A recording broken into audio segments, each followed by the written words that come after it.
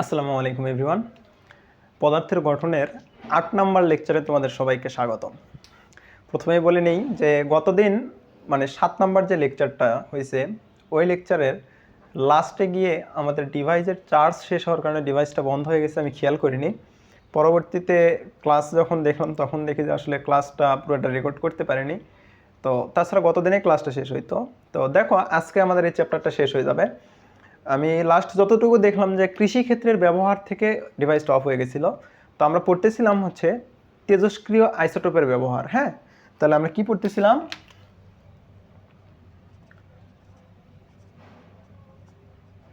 তেজস্ক্রিয়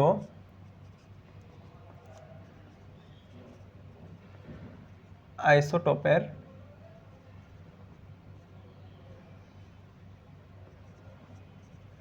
ব্যবহার। দেখো, তেজস্ক্রিয় আইসোটোপের ব্যবহারের মধ্যে আমরা চিকিৎসা ক্ষেত্রে ব্যবহারটা পড়েছি, কৃষিক্ষেত্রে ব্যবহারে গিয়ে আমাদের ডিভাইসটা অফ হয়ে গেছিল। আজকে আমরা শুরু করব কৃষিক্ষেত্রে ব্যবহার।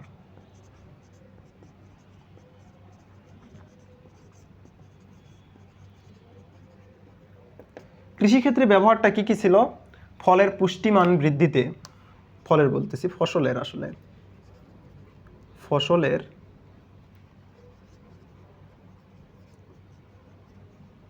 পুষ্টিমান বৃদ্ধি করতে।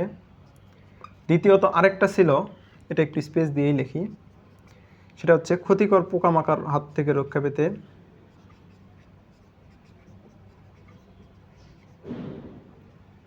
পোকামাকড় হতে রক্ষা পেতে। আরেকটা ছিল মান উন্নয়নে, মান উন্নয়নে। যদি একটু এগুলা নিয়ে কথা বলি, দেখো ফলের প্রথমে কি লিখছি, ফসলের পুষ্টিমান উন্নয়নে আর কি।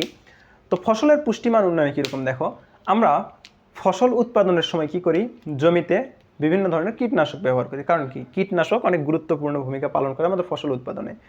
যদি এই কীটনাশকটা আমরা পরিমাণে কম প্রয়োগ করি তাহলে ফসল যতটুকু প্রয়োজন ততটুকু কি পাবে না, পুষ্টি পাবে না, বা যতটুকু তার ক্ষতিকর জিনিসগুলো থেকে রক্ষার জন্য সেগুলো পাবে না।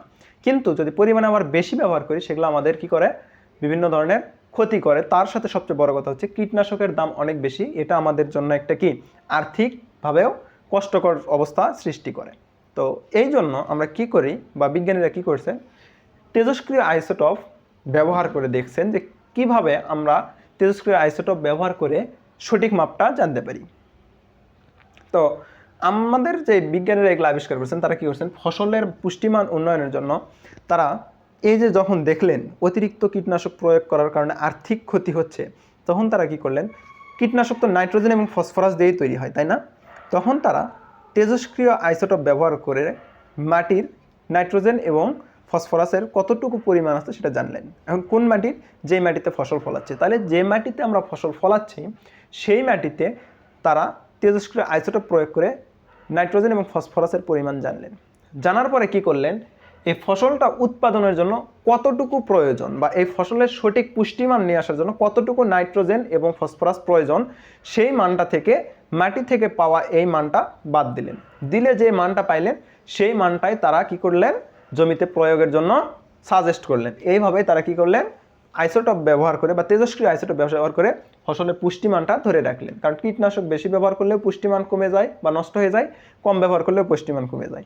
তো বিজ্ঞানীরা এই যে যন্ত্রটার মাধ্যমে তেজস্ক্রিয় আইসোটোপ ব্যবহার করে নাইট্রোজেন ও ফসফরাসের পরিমাণটা জানলেন, সেই যন্ত্রটার নাম হচ্ছে গাইগার মুলার কাউন্টার। কি বললাম, গাইগার মুলার কাউন্টার। ওকে, এই যে গাইগার মুলার কাউন্টার একটা যন্ত্র, এই যন্ত্রের সাহায্যেই তারা কি করলেন, ফসলের পুষ্টিমান উন্নয়নের জন্য যে তেজস্ক্রিয় আইসোটোপ ব্যবহার করে নাইট্রোজেন এবং ফসফরাসের মান জানলেন, সেটাই হচ্ছে এই যন্ত্র। এরপরে আসো ক্ষতিকর পোকামাকড়ের হাত থেকে রক্ষা করার জন্য। পোকামাকড় যে ফসলের ক্ষতি করে তা না, ফসলের ক্ষতির পাশাপাশি তারা ফসলে বিভিন্ন ধরনের জীবাণু সৃষ্টি করেন, রোগ জীবাণু সৃষ্টি করেন, যেগুলো আমাদের জন্য বিশাল হুমকি স্বরূপ। এই যে পোকামাকড়গুলো যে বিভিন্ন ধরনের রোগ জীবাণু দিলেন, এই রোগ জীবাণুগুলা ধ্বংসের জন্য আমাদেরকে কি করতে হয়, বেশি দামি কীটনাশক প্রয়োগ করতে হয় বা বেশি বেশি কীটনাশক প্রয়োগ করতে হয়।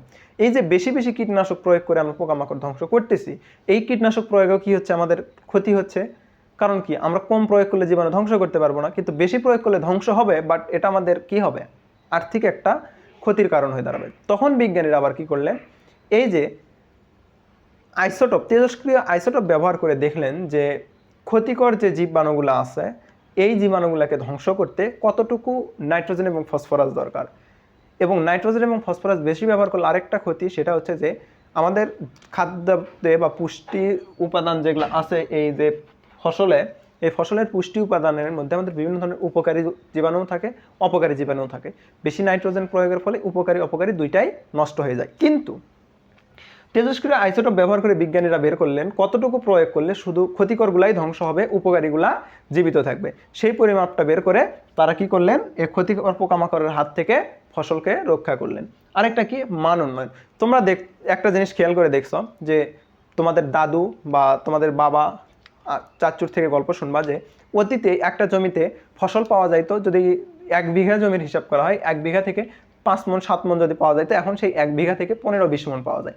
কেন যাচ্ছে, তেজস্ক্রিয় আইসোটোপ ব্যবহার করে ফসলের মান উন্নয়ন করা হচ্ছে। আর এই মান উন্নয়নের ফলে আমরা স্বল্প জায়গা থেকে বেশি পরিমাণ ফসল উৎপাদন করতে পারতেছি। এই জিনিসগুলো তোমাদের বই সুন্দর করে লেখা আছে, আমি যেগুলো বললাম সুন্দর করে লেখা আছে সাজায়, তোমরা ওই জিনিসগুলো রিডিং করে নেবা, তাইলেই বুঝতে পারবা। এখান থেকে এই জিনিসটা তোমাদের জন্য ইম্পর্টেন্ট, এমসিকিউ আসে। দেখো, কৃষি ক্ষেত্রে ব্যবহার গেলে এবার বিদ্যুৎ উৎপাদনে তেজস্ক্রিয় আইসোটোপের ব্যবহার দেখবো। কিসে, বিদ্যুৎ উৎপাদনে।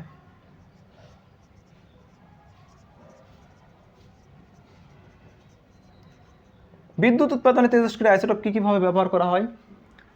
বিদ্যুৎ উৎপাদনের জন্য এক ধরনের বিক্রিয়া ঘটায়, সেটা কি,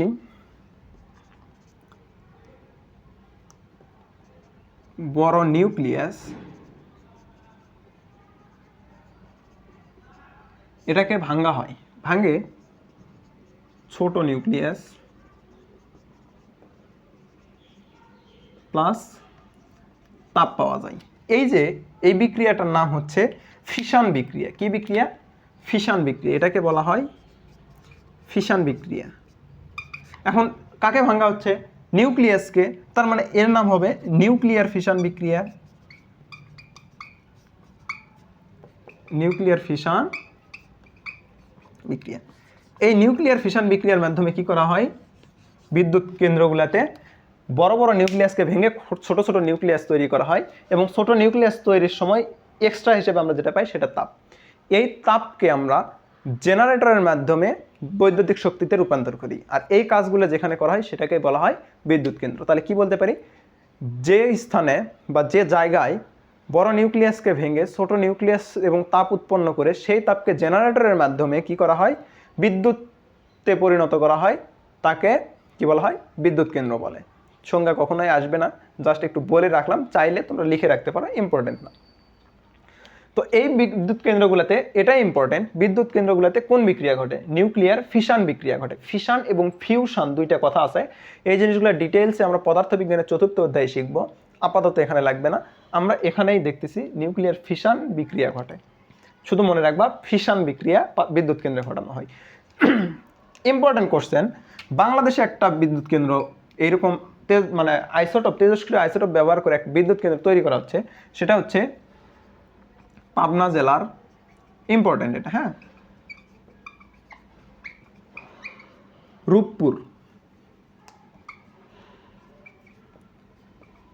রূপপুর উপজেলায়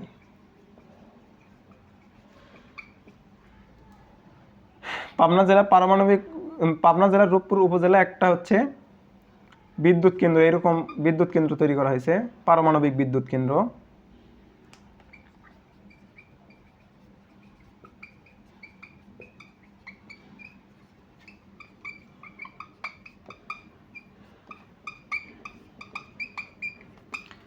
পাবনা জেলার রূপপুর উপজেলায় পারমাণবিক বিদ্যুৎ কেন্দ্র তৈরি করা হচ্ছে। তোমরা দেখবা বিভিন্ন ধরনের সিলিন্ডার আকৃতির একটা চিত্র অনেক জায়গায় দেখে থাকবা। এই যে পাবনা জেলার রূপপুর উপজেলায় পারমাণবিক বিদ্যুৎ কেন্দ্রটা যে তৈরি করা হচ্ছে, বিজ্ঞানীরা ধারণা করতেছেন এই বিদ্যুৎ কেন্দ্র থেকে যদি তৈরি সম্পূর্ণ হলে আশা করা হচ্ছে যে 2400 মেগাওয়াট, কি বললাম, 2400 মেগাওয়াট বিদ্যুৎ পাওয়া সম্ভব, বা 2400 বা 2400 মেগাওয়াট বিদ্যুৎ পাওয়া সম্ভব, যেটা হিউজ পরিমাণের একটা বিদ্যুৎ, হিউজ পরিমাণের, যেটাকে মানে কি বলবো, এটা আসলে বাংলাদেশের লোডশেডিংয়ের পরিমাণ অনেক কমে যাবে। তো আশা করতেছেন বিজ্ঞানীরা যে পারমাণবিক বিদ্যুৎ কেন্দ্র যেটা পাবনার রূপপুরে আছে, এটা থেকে 2400 মেগাওয়াট বিদ্যুৎ পাওয়া সম্ভব। ঠিক আছে, তাইলে তো আমরা তেজস্ক্রিয় আইসোটোপের ব্যবহারে শুধু উপকারী দিকটাই দেখলাম, বাট এর কিছু ক্ষতিকর দিকও আছে। কি আছে? ক্ষতিকর দিকও আছে, যেই জিনিসগুলো আমাদেরকে এখন করতে হবে। ওকে, দেখো এর ক্ষতিকর দিক কি কি আছে। এর হচ্ছে ক্ষতিকর প্রভাব দেখায় যদি এখন আইসোটোপের ব্যবহার, এখন দেখতেছি ক্ষতিকর প্রভাব।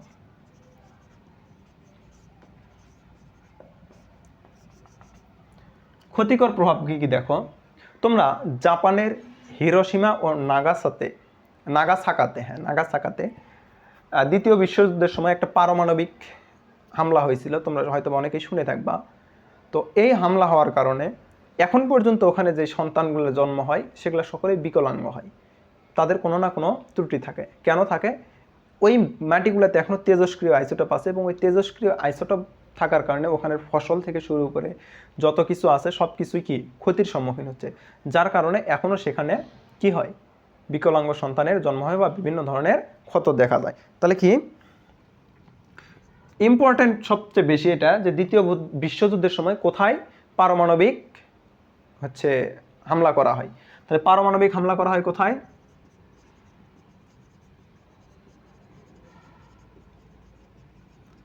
ব্র্যাকেটের মধ্যে লিখে দিলাম দ্বিতীয় বিশ্বযুদ্ধে।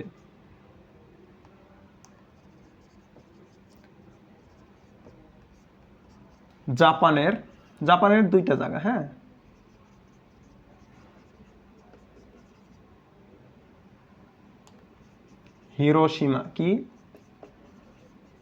হিরোশিমা ও নাগাসাকাতে।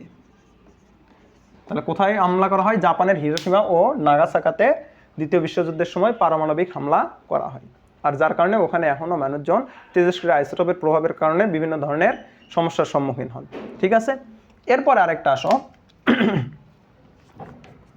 1986 সালে, কত সালে? 1986 সালে রাশিয়ার একটা জায়গায় এরকম তেজস্ক্রিয় হামলা করা হয়, যেটার কারণে ওখানের মানুষজন এখন বিভিন্ন ধরনের ক্ষতির সম্মুখীন হয়। এটা কোথায়? 1986 সালে রাশিয়ার কোথায় হামলা করা হয়?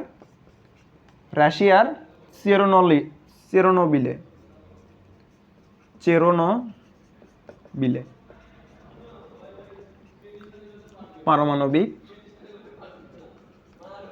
হামলা করা হয়। তাহলে কি বললাম? পারমাণবিক তেজস্ক্রিয় আইসোটোপের ক্ষতিকর প্রভাব কি কি? পারমাণবিক হামলা করা হয়েছিল দ্বিতীয় বিশ্বযুদ্ধের সময় জাপানের হিরোশিমা ও নাগাসাকাতে।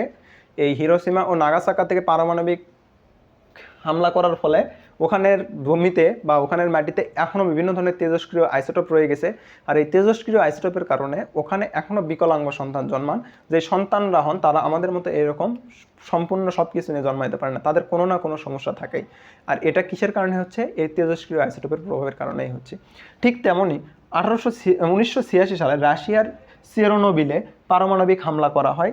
যে হামলাটা করার ফলে কি হয়, সেখানে মানুষজন এখন পর্যন্ত সেই হামলার যেই তোমার কি বলে এটাকে, হামলার যে ক্ষতিকর প্রভাবটা, সেই প্রভাবটা এখনও বয়ে বেড়াচ্ছেন। ঠিক আছে, তো আশা করি বুঝতে পারছো। আসলে এই চ্যাপ্টারের লাস্টের দিকে এই থিওরিগুলো আছে যেগুলো তোমাদের এমসিকিউ এর জন্য ইম্পর্টেন্ট। অনেক সময় টেস্ট পরীক্ষাতে বা এগুলাতে তেজস্ক্রিয় আইসোটোপের ব্যবহার ঘ নম্বরে আসে থাকে। তো পড়বা তবুও ভালো করে, কারণ এসএসসিতে কখনো আসেনি এর মানে এই নয় যে আসবে না, বা আসতেও পারে। আমি যতটুকু দেখলাম কোথাও আসেনি। তো আজকে থেকে আমাদের পদার্থের গঠন চ্যাপ্টারটা পুরোপুরি শেষ হইলো। তোমাদের কি কি সমস্যা সব কিছু তোমরা কমেন্টে জানাই দিবা, আর সকলেই ভালো করে পড়াশোনা করবা। কোনো প্রবলেম থাকলে তোমরা আমাদের ফেসবুক গ্রুপে দিতে পারো, ডিসক্রিপশন বক্সে লিঙ্ক দেওয়া থাকবে গ্রুপ অথবা পেজে। এবং তোমরা যারা পারবা নোটটা শেয়ার করবা, আমরা নোট শেয়ার যারা করবে তাদেরকে পুরস্কৃত করার ব্যবস্থা করতেছি। খুব শীঘ্রই সব কিছু অ্যানাউন্স করে দেবো। তো ভালো থাকো, দেখা হবে নতুন কোনো চ্যাপ্টারে। আসসালামু আলাইকুম ওয়া রাহমাতুল্লাহ।